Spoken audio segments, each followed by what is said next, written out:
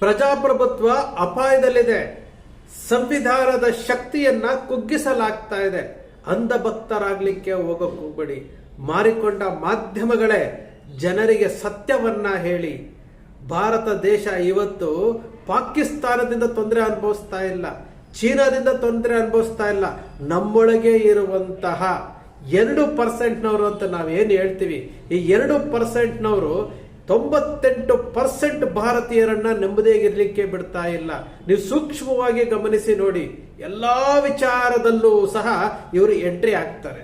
ಎಲ್ಲಾ ವಿಚಾರದಲ್ಲೂ ಮಾಧ್ಯಮ ಕಂಟ್ರೋಲ್ ಇದೆ, ರಾಜಕೀಯ ಕಂಟ್ರೋಲ್ ಇದೆ, ಕಾರ್ಯಾಂಗ ವ್ಯವಸ್ಥೆನಲ್ಲಿ ಕಂಟ್ರೋಲ್ ಇದೆ, ಎಲ್ಲದರಲ್ಲೂ ಕಂಟ್ರೋಲ್ ಇದೆ. ಜೊತೆಗೆ ದೇಶ ಅಪಾಯದಲ್ಲಿದೆ ಅಂತೇಳಿ ಬಿಂಬಿಸ್ತಾರೆ, ಹಿಂದೂ ಧರ್ಮ ಅಪಾಯದಲ್ಲಿದೆ ಅಂತ ಬಿಂಬಿಸ್ತಾರೆ. ಈ ತರ ಬಿಂಬಿಸಿ ಅಮಾಯಕ ಯುವಕರನ್ನ, ಏನು ಶೋಷಿತ ವರ್ಗಗಳನ್ನ ಬಳಸ್ಕೊಳ್ತಾ ಇದ್ದಾರೆ. ಸೋಷಿಯಲ್ ಮೀಡಿಯಾದಲ್ಲಿ ಬೆಂಕಿ ಹಚ್ಚಿ ಬಿಟ್ಟುಬಿಡ್ತಾರೆ. ಈ ಅಮಾಯಕ ಯುವಕರು ಅಂಧಭಕ್ತರಾಗಿ ಅವ್ರು ಹೇಳಿದ್ದೇ ಸತ್ಯ ಅಂತ ಹೋಗ್ತಾ ಇದ್ದಾರೆ. ಒಂದು ಪ್ರತಿಭಟನೆ ಮಾಡಿದ್ರೆ ಅದಕ್ಕೆ ಧರ್ಮದ ಲೇಪನ ಹಚ್ತಾರೆ. ಒಂದು ಪ್ರತಿಭಟನೆ ಮಾಡಿದ್ರೆ ಅದಕ್ಕೆ ದೇಶದ್ರೋಹದ ವಿಚಾರ ಲೇಬಲ್ ಹಾಕ್ತಾರೆ. ಇವರು ಮಾಡ್ತಾ ಇರುವುದು ಏನ್ ಗೊತ್ತಾ? ಯಾವ ಭಾರತೀಯರು ನೆಮ್ಮದಿಯಿಂದ ಇರಬಾರ್ದು.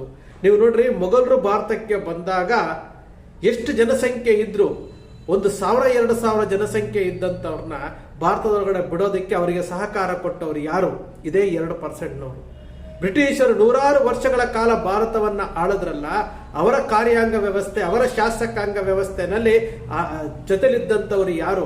ಇದೇ 2%ನವರು. ಇವತ್ತಿಗೂ ಸಹ ಭಾರತವನ್ನ ಆಳ್ತಾ ಇರುವುದು, ನರೇಂದ್ರ ಮೋದಿ ಅವ್ರನ್ನ ಕಂಟ್ರೋಲ್ ಮಾಡ್ತಾ ಇರುವುದು ಬರೀ ನರೇಂದ್ರ ಮೋದಿ ಅವರು ಉತ್ಸವ ಮೂರ್ತಿ ಮಾತ್ರ. ನೀವು ನೋಡಿ, ನ್ಯೂಜಿಲ್ಯಾಂಡ್ಗೆ ಹೋಗ್ಬೇಕಾದ್ರೆ ಹೆಗಲ ಮೇಲೆ ಶಾಲು ಹಾಕೊಂಡು ಹೋಗಿ ಅಂತ ಹೇಳುವಂಥವ್ರು ಯಾರು? ಟೆಲಿಪ್ರಾಂಪ್ಟರ್ ಅಲ್ಲಿ ಇದನ್ನೇ ಮಾತಾಡಬೇಕು ಅಂತೇಳಿ ಹಿಂದಿನಲ್ಲಿ ಬರ್ಕೊಡುವಂಥವ್ರು ಯಾರು? ಎಲ್ಲವೂ ಬಟಾಬಯಲಾಗಿದೆ. ಸತ್ಯವನ್ನ ಅರ್ಥಕೊಳ್ಳಿ. ದೇಶಕ್ಕೆ ಕಂಟಕ ಆಗ್ತಾ ಇರುವಂತದ್ದು ಏನು ಅಂತ ಅರ್ಥಕೊಳ್ಳಿ. ಇಲ್ಲಿ ಪ್ರಜಾಪ್ರಭುತ್ವ ವ್ಯವಸ್ಥೆಯನ್ನೇ ಹಾಳು ಮಾಡ್ತಾ ಇದ್ದಾರೆ, ಸಂವಿಧಾನದ ಹಕ್ಕುಗಳನ್ನ ಕಸಿತಾ ಇದ್ದಾರೆ. ಇದು ನೀವು ತಿಳ್ಕೊಳ್ಬೇಕಾದಂಥದ್ದು.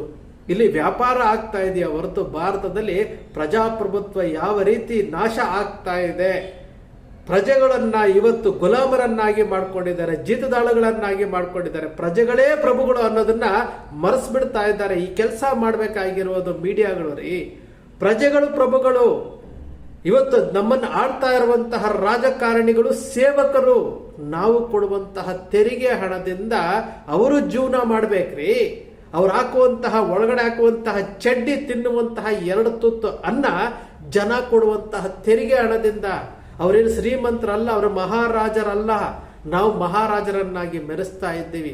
ಇಂತಹ ದೊಡ್ಡ ಪ್ರಜಾಪ್ರಭುತ್ವ, ಜಗತ್ತಿನಲ್ಲಿ ದೊಡ್ಡ ಪ್ರಜಾಪ್ರಭುತ್ವ ರಾಷ್ಟ್ರ ನಮ್ಮ ಭಾರತ. ನಮ್ಮ ಸಂವಿಧಾನ ಶ್ರೇಷ್ಠ ಸಂವಿಧಾನ. ಇದನ್ನು ನಾವು ಅರ್ಥ ಮಾಡಿಕೊಳ್ಳದೆ ನಾವು ಯಾವ ರೀತಿ ಈ ಗುಲಾಮಗಿರಿಯಿಂದ ಹೊರಗಡೆ ಬರ್ತಾ ಇಲ್ಲ ನೋಡಿ. ಇದರ ಜೊತೆಗೆ ಮಾರ್ಕೆಟಿಂಗ್ ಎಕ್ಸಿಕ್ಯೂಟಿವ್ಗಳಾಗಿ 2%ನವರು ಕಂಪ್ಲೀಟ್ ಆಗಿ ವ್ಯವಸ್ಥೆಯನ್ನೇ ಬದಲಾವಣೆ ಮಾಡ್ತಾ ಇದ್ದಾರೆ. ಇತ್ತೀಚೆಗಂತೂ ಪ್ರತಿಯೊಂದು ವಿಚಾರಕ್ಕೂ ಎಂಟ್ರಿ ಆಗ್ತಾ ಇದ್ದಾರೆ. ದೇವಸ್ಥಾನದಲ್ಲಿ ಕಳ್ತನ ಆಗಲಿ ಅದಕ್ಕೆ ಸಮರ್ಥನೆ ಮಾಡ್ಕೊಳ್ತಾರೆ. ಹಿಂದೂ ಧರ್ಮ ಅಪಾಯದಲ್ಲಿದೆ ಅಂತೇಳಿ ಅಮಲನ್ನ ಏರಿಸ್ತಾ ಇದ್ದಾರೆ. ಏನೇ ಆದರೂ ಸಹ ಎಂಟ್ರಿ ಆಗ್ತಾ ಇದ್ದಾರೆ. ಸ್ನೇಹಿತರೆ, ಸೂಕ್ಷ್ಮವಾಗಿ ನೀವು ಗಮನಿಸಿ ನೋಡಿ. ನೀವು ಸೂಕ್ಷ್ಮವಾಗಿ ಗಮನಿಸಿ ನೋಡಿದ್ರೆ ನಿಮಗೆ ಸತ್ಯ ಗೊತ್ತಾಗುತ್ತೆ. ಯಾವುದು ಸತ್ಯ ಯಾವುದು ಮಿಥ್ಯ ಅಂತೇಳಿ ತಿಳ್ಕೊಳಕ್ಕಾಗದೇ ಇರುವಷ್ಟು ದಡ್ಡರು ನೀವಲ್ಲ. ಅರ್ಥ ಮಾಡ್ಕೊಳ್ತೀರಾ ಅಂತ ನಾವು ತಿಳ್ಕೊಂಡಿದ್ದೀವಿ. ಒಂದಂತೂ ಸತ್ಯ, ಇದೇ ರೀತಿ ಮುಂದುವರೆದ್ರೆ ಈ ದೇಶ ಪರಕೀಯರ ಕೈಗೆ ಕೊಡುವಂತಹ ಸಮಯ ದೂರ ಇಲ್ಲ. ಈ ದೇಶದ ಸಾಲ ಎಷ್ಟಿದೆ ಒಂದು ಸಾರಿ ನೋಡಿ. ಇದು ಯಾವುದು ಮುಚ್ಚುಮರೆ ಅಲ್ಲ. ಇವಾಗ ಸೋಷಿಯಲ್ ಮೀಡಿಯಾ ಕೈನಲ್ಲಿದೆ. ಹಣಕಾಸು ಸಚಿವರು ನಿರ್ಮಲಾ ಸೀತಾರಾಮನ್ ಅವರು ಮಂಡಿಸಿರುವಂತಹ ಬಡ್ಜೆಟ್ ಅಲ್ಲಿ ಹೇಳ್ತಾ ಇದ್ದಾರೆ 20% ಬಡ್ಡಿ ನಾವು ವಿದೇಶ ಸಾಲಗಳಿಗೆ ಕೊಡ್ತಾ ಇದ್ದೀವಿ ಅಂತಾರೆ.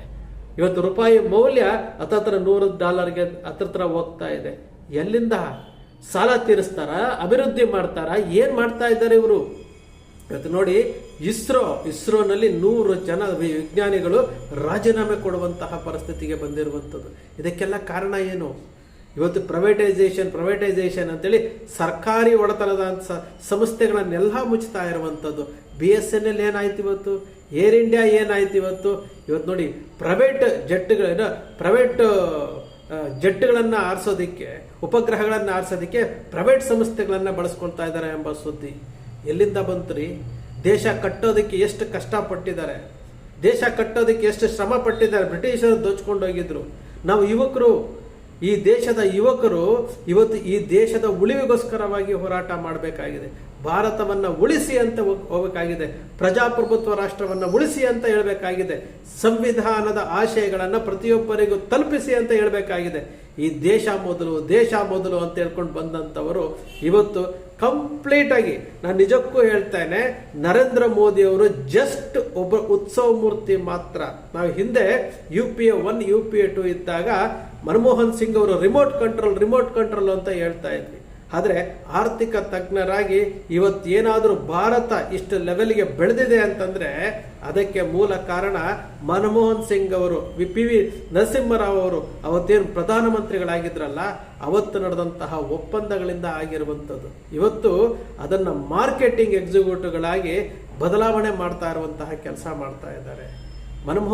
ಮೌನಿ ಮನಮೋಹನ್ ಸಿಂಗ್ ಆಗಿದ್ರು ಸಹ ದೇಶದ ಆರ್ಥಿಕತೆಯ ಬಗ್ಗೆ ಯೋಚನೆ ಮಾಡ್ತಾ ಇದ್ರು. ನಮ್ಮ ದೇಶದ ಇವತ್ತಿನ ಪ್ರಧಾನಮಂತ್ರಿಯವರನ್ನ ಮುಂದಿಟ್ಕೊಂಡು ಉತ್ಸವ ಮೂರ್ತಿಯನ್ನಾಗಿ ಮಾಡಿ ಒಂದು ಭಾಷಣವನ್ನ ಮಾತನಾಡೋದಕ್ಕೆ ಟೆಲಿಪ್ರಾಂಪ್ಟರ್ಗಳ ಮೂಲಕ, ಅದು ಹಿಂದಿನಲ್ಲಿ ಅಕ್ಷರಗಳಲ್ಲಿ ಹೇಳಿ ಇದನ್ನೇ ಮಾತಾಡಬೇಕು ಅಂತ ಹೇಳ್ಕೊಡ್ತಾರೆ, ಇದೇ ಡ್ರೆಸ್ ಹಾಕ್ಬೇಕು ಅಂತ ಹೇಳ್ಕೊಳ್ತಾರೆ, ಇದೇ ಸ್ಟೈಲಲ್ಲಿ ಕುತ್ಕೊಳ್ಬೇಕು ಅಂತ ಹೇಳ್ಕೊಡ್ತಾರೆ.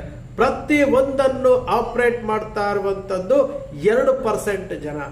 ನಮಗೆ ದೇಶ ಮುಖ್ಯ, ವ್ಯಕ್ತಿ ಅಲ್ಲ. ನಮಗೆ ದೇಶ ಮುಖ್ಯ, ನಮಗೆ ಪಕ್ಷಗಳಲ್ಲ. ದೇಶ ಹಾಳಾಗ್ತಾ ಇದೆ. ಈ ಗುಂಗಿನಿಂದ ಹೊರಗಡೆ ಬನ್ನಿ. ಅಂಧಭಕ್ತರು ಅಂತ ನಿಮ್ಗೆ ಹೇಳ್ತೀವಲ್ಲ, ಈ ಗುಂಗಿನಿಂದ ಹೊರಗಡೆ ಬನ್ನಿ. ದೇಶವನ್ನು ಉಳಿಸುವಂತ ಕೆಲಸ ಮಾಡಿ. ದೇಶ ಮೊದಲು. ದೇಶವನ್ನ ನಾವು ಪರಕೀಯರ ಕೈಗೆ ಕೊಡುವಂತಹ ಪರಿಸ್ಥಿತಿಗೆ ತಂದಿಡ್ತಾ ಇದ್ದೀರಿ. ಸ್ವತಂತ್ರ ಬಂದು 78 ವರ್ಷ ಆಗಿದೆ ಸ್ನೇಹಿತರೆ. 78 ವರ್ಷದಿಂದ 1947ರಿಂದ 2014ರಲ್ಲಿ ಒಂದು ರೀತಿಯಾದಂತಹ ಆಡಳಿತವನ್ನು ನಾವೆಲ್ಲ ನೋಡಿದ್ವಿ. ಈಗ 2014ರಿಂದ 2026ರವರೆಗೆ ನಡೀತಾ ಇರುವಂತಹ ಆಡಳಿತವನ್ನ ನೋಡ್ತಾ ಇದ್ದೀರಿ. ಈ ಆಡಳಿತ ಏನ್ ಹೇಳ್ತಾ ಇದೆ ಅಂತಂದ್ರೆ, ಇಡೀ ದೇಶ ಇವತ್ತು ಕೆಲವು ಜನರ ಕಂಟ್ರೋಲ್ನಲ್ಲಿದೆ. ವ್ಯಾಪಾರಕ್ಕೆ ಬಳಸ್ಕೊಳ್ತಾ ಇದ್ದಾರೆ, ಮಾರ್ಕೆಟಿಂಗ್ ಬಳಸ್ಕೊಳ್ತಾ ಇದ್ದಾರೆ, ಲಾಭಕ್ಕೆ ಬಳಸ್ಕೊಳ್ತಾ ಇದ್ದಾರೆ. ಜನಸಾಮಾನ್ಯರಿಗೆ ಯಾವ ಅನುಕೂಲಗಳು ಆಗ್ತಾ ಇಲ್ಲ. ಜನಸಾಮಾನ್ಯರ ಬೆಲೆ ಏರಿಕೆಯಿಂದ ತತ್ತರಿಸಿ ಹೋಗ್ತಾ ಇದ್ದಾರೆ. ಯಾರು ಪ್ರಶ್ನೆ ಮಾಡದೇ ಇರುವಂತಹ ಪರಿಸ್ಥಿತಿಗೆ ಅಂಧಭಕ್ತರು ಒಂದು ವಿಚಾರಗಳನ್ನ ಬಿಲ್ಡಪ್ ಮಾಡ್ತಾ ಇದ್ದಾರೆ. ಇಲ್ಲಿ ಲಾಭ ಮಾಡ್ಕೊಳ್ತಾ ಇರುವುದು ಅದಾನಿ ಅಂಬಾನಿ ಅಂತಹ ವ್ಯಾಪಾರಿಗಳು. ಅವರು ಲಾಭಕ್ಕೋಸ್ಕರವಾಗಿ ಮಾಡ್ಕೊಳ್ತಾ ಇರುವಂತದ್ದು ನಾವು ಸೂಕ್ಷ್ಮವಾಗಿ ನೀವು ಗಮನಿಸಿ ನೋಡಿ. ಈ 2014ರಿಂದ ಯಾರು ಕಂಟ್ರೋಲ್ ತಗೊಂಡಿದ್ದಾರೆ, ಇಡೀ ಭಾರತೀಯ ಜನತಾ ಪಕ್ಷದ ಕಂಟ್ರೋಲ್ ಯಾರ ಕೈನಲ್ಲಿದೆ? ಅಮಿತ್ ಶಾ ಅವ್ರ ಕೈಯಲ್ಲಿದೆ. ಅಮಿತ್ ಶಾ ಅವರು ಮಾಡುವಂತಹ ಎಲ್ಲಾ ಕೆಲಸಗಳನ್ನ ನೀವು ಗಮನಿಸಿ ನೋಡಿ. ಅಮಿತ್ ಶಾ ಅವರು ಟೋಟಲ್ ಆಗಿ ಇಡೀ ಭಾರತೀಯ ಜನತಾ ಪಕ್ಷದ ಕಂಟ್ರೋಲ್ ಮಾಡ್ತಾರೆ. ಆಪರೇಷನ್ ಕಮಲ ಆಗಿರ್ಬೋದು, ಬೇರೆ ಬೇರೆ ಪಕ್ಷಗಳನ್ನ ಒಡೆಯೋದಾಗಿರ್ಬೋದು, ಎಲ್ಲವನ್ನೂ ಮಾಡ್ತಾ ಇರುವಂತದ್ದು ಪ್ರಜಾಪ್ರಭುತ್ವಕ್ಕೆ ವಿರುದ್ಧವಾಗಿ ಕೆಲಸ ಮಾಡ್ತಾ ಇದೆ. ಸೂಕ್ಷ್ಮವಾಗಿ ಗಮನಿಸಿ ನೋಡಿ, ಸತ್ಯ ತಿಳಿಯುತ್ತೆ. 2%ನವರು ಇಡೀ ದೇಶವನ್ನ ಕಂಟ್ರೋಲ್ ಮಾಡ್ತಾ ಇದ್ದಾರೆ. 98% ಇರುವಂತಹ ನೀವುಗಳು ಇವತ್ತು ಬೊಂಬೆ ಆಟ ಆಡೋದ ರೀತಿಯಲ್ಲಿ ಅವ್ರು ಹೇಳಿದ್ದೆ ಸತ್ಯ ಅಂತ ಹೋಗ್ತಾ ಇದೆ. ನಿಮ್ಮ ಅಕ್ಷರ ಮೀಡಿಯಾ ಸೃಷ್ಟಿ ಮಾಡೋದಿಲ್ಲ, ಕಲ್ಪನೆ ಮಾಡಲ್ಲ, ವಾಸ್ತವದ ವಿಚಾರವನ್ನು ವಿಶ್ಲೇಷಣೆ ಮಾಡುತ್ತೆ. ನಿಮ್ಮ ಅಕ್ಷರ ಮೀಡಿಯಾದ ವಿಶ್ಲೇಷಣೆ ನಿಮ್ಗೆ ಇಷ್ಟ ಆಯ್ತು ಅಂದ್ರೆ ಸಬ್ಸ್ಕ್ರೈಬ್ ಆಗಲಿಲ್ಲ ಅಂದ್ರೆ ಸಬ್ಸ್ಕ್ರೈಬ್ ಮಾಡ್ಕೊಳ್ಳಿ. ಪಕ್ಕದಲ್ಲಿ ಕಾಣುವಂತ ಬೆಲ್ ಐಕಾನ್ ಪ್ರೆಸ್ ಮಾಡಿ, ಶೇರ್ ಮಾಡಿ, ಪ್ರೋತ್ಸಾಹ ನೀಡಿ.